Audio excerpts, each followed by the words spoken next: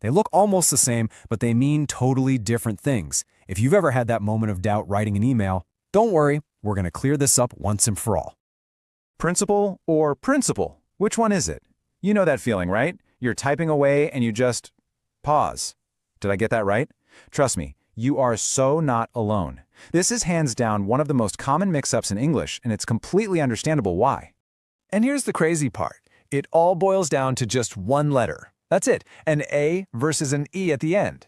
But that one tiny little letter, it completely flips the meaning of your sentence. It's one of those small details that really makes a huge difference in your writing. Okay, so let's get right to the heart of it.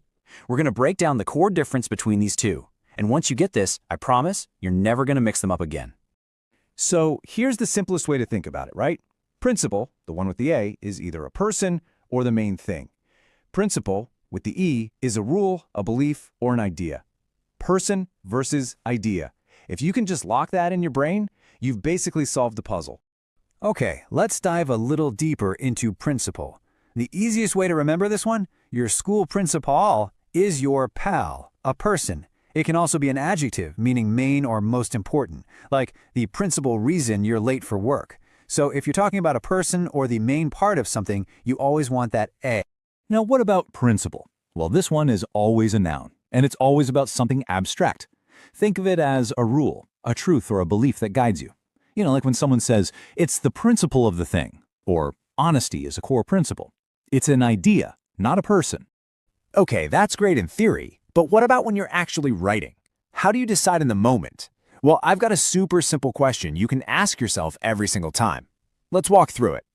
Here's your go-to test. Anytime you're stuck, just stop and ask yourself this one question. Am I talking about a person or a main part of something? If the answer is yes, boom, you use principle with the A.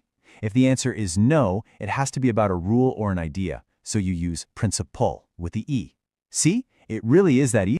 All right, enough with the theory. Let's actually put this to the test and see how it works with a couple of real-world examples. First up, let's take a look at the world of education, something we can all probably relate to. So, look at this sentence. The principal approved the policy. Okay, who approved it?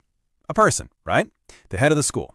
So let's use our little test. Are we talking about a person? Yes! So it's got to be principal with an A.